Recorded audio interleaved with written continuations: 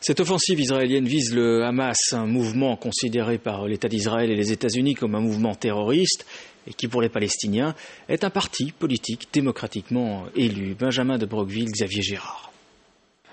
Il y a 15 jours à Gaza, le Hamas fêtait ses 21 ans. Le mouvement, créé en 1987, est né d'une scission à l'intérieur du mouvement des frères musulmans palestiniens. Le parti fait son apparition dans le sillage de la première intifada palestinienne.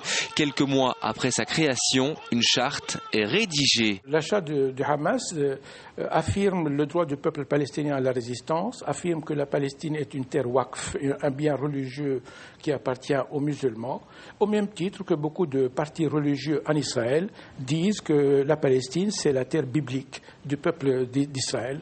Nous sommes dans la même logique. Le 26 janvier 2006, le Hamas remporte les élections législatives palestiniennes. Le parti obtient 56% des sièges, loin devant le Fatah. Mahmoud Abbas, le président palestinien, nomme alors Ismaël Haniyeh Premier ministre.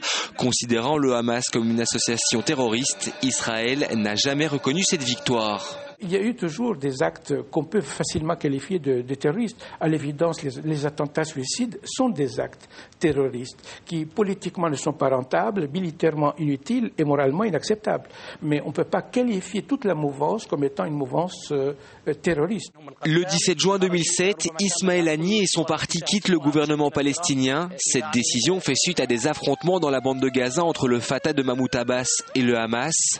Le parti reste à Gaza où il y est très populaire. Il finance de nombreux programmes d'aide et de formation, mais aussi des orphelinats, des hôpitaux ou encore des écoles. Depuis cette prise de contrôle à Gaza, le Hamas et Israël se livrent à une série d'attaques et de ripostes.